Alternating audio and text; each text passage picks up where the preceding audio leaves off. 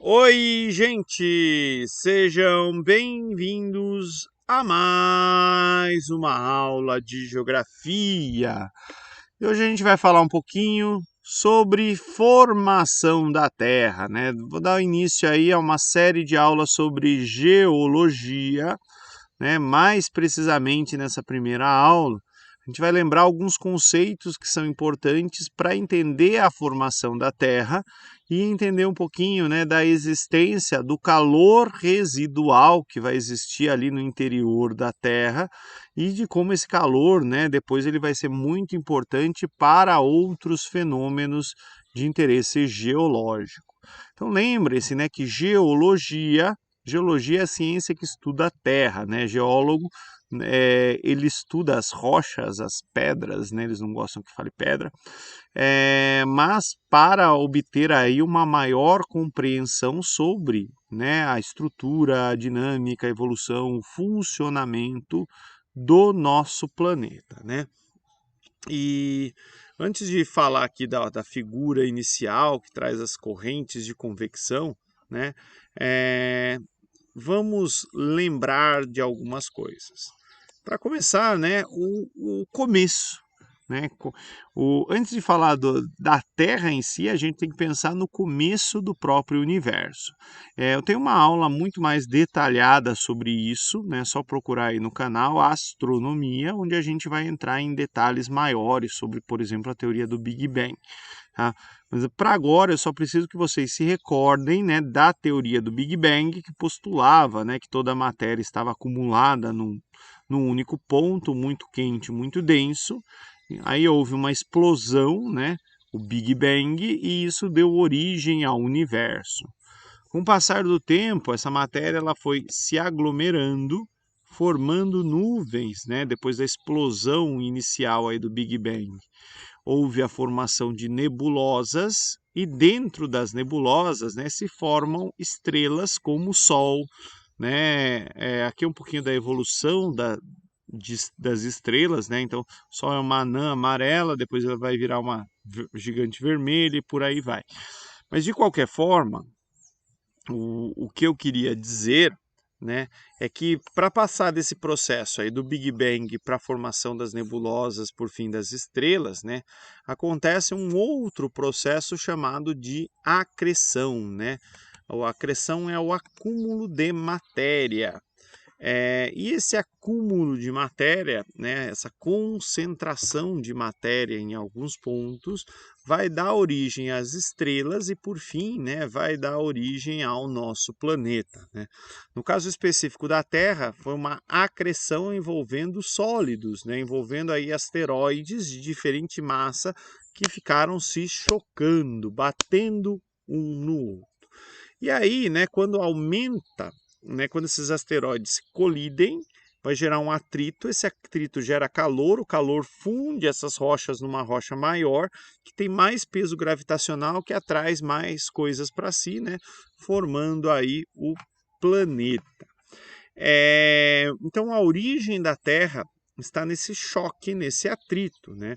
E esse calor que foi produzido, ele permanece até hoje no interior terrestre. Aqui a gente está vendo um momento importante também da história da Terra, que foi a formação da Lua, né? Quando havia um planeta, né, chamado Theia, próximo da gente, e aí Terra e Theia colidiram, né? E os elementos químicos pesados ficaram na Terra e os mais leves, né, ficaram aí orbitando a Terra e depois deram origem à Lua. Mas em todas essas imagens, percebam que elas estão sempre avermelhadas, né? Porque a Terra na sua origem, no seu começo, ela era muito, muito, muito mais quente do que é hoje, e na medida que o tempo foi passando, ela foi esfriando de fora para dentro. Tá? Mas antes de falar sobre isso, né? Então, como a Terra se forma nesse processo de acreção, a gente tem que ter bem claro em mente, né, que o formato da Terra não é terra plana, né, como alguns em 2021 ainda ousam defender. Terra não é uma rosquinha e a Terra também não é uma esfera perfeita, tá? Essa impressão que a gente tem dessas fotos espaciais é por causa da rotação, né? Da velocidade de rotação, e ela parece uma esfera perfeita, mas ela não é, né? A Terra tem um formato de terra, mais precisamente, né? A Terra é um geóide. Vocês estão vendo aqui algumas figuras, né, sobre ângulos diferentes, mostrando aí qual que seria o real formato do nosso planeta. Lembrando, né, que isso aqui é um mapa de gravidade, né, então por isso essa diferença de coloração. Vermelho a gravidade é mais forte, azul a gravidade é mais fraca. Bem, então a Terra ela se forma por acreção há mais ou menos aí uns 4,5 bilhões de anos, né? E como eu disse, né, essa acreção é a responsável ali pelo interior da Terra ser muito quente. Junto com isso, no interior terrestre tem muitos elementos químicos pesados, radioativos, né, que também vão produzir calor e vão ajudar a manter o interior terrestre bem aquecido, tá? Então, o interior aí é a parte mais quente do planeta, tá? E a crosta é a parte mais fria. Então, ela foi esfriando de fora para dentro, tá? Aqui eu peguei essa figura que ela mostra as diferentes camadas do interior terrestre. A gente não precisa entrar nesse nível de detalhe, né? Litosfera ou crosta terrestre na letra A, astenosfera, né, na letra B, onde termina aí a litosfera e vai começar o manto, né? Aí a chamada descontinuidade de Mohovic, a letra E, outra descontinuidade. Essas descontinuidades têm a ver com propagação de ondas sísmicas, tá? Para ensino médio não precisa se preocupar com isso. Letra D, manto externo, manto interno, né? Mas é tudo manto na letra D e letra F. E letra G e letra H, né? Núcleo externo e núcleo interno. Tá? Então pense em crosta, manto e núcleo. Crosta é a camada mais fininha da Terra, embora superficial, tá? E como eu falei, né, a Terra é mais quente no seu interior do que na superfície. Isso faz com que o manto, que é uma camada de rocha liquefeita, de magma, ele esteja em constante movimento. E esse movimento é o que a gente chama, né, de convecção, né? Aquilo que está quente sobe, aquilo que está em cima esfria e desce, né? Então vocês estão vendo aqui uma pluma mantélica, né, uma corrente de convecção ascendente, chega aqui, ela esfria e desce. Esse movimento de convecção ele vai gerar uma série de fenômenos tectônicos que são muito importantes, né, para a gente entender a própria dinâmica planetária. Né, o movimento das placas tectônicas, vulcões, terremotos, orogênese e pirogênese, que são outros fenômenos que a gente vai ver aí nas próximas aulas. Bem, aqui ó, de maneira bem mais simples para a gente entender, né, as camadas do planeta Terra. Então, para o ensino médio é importante lembrar que tem um núcleo com temperaturas aí em torno de 6.000 graus, tá?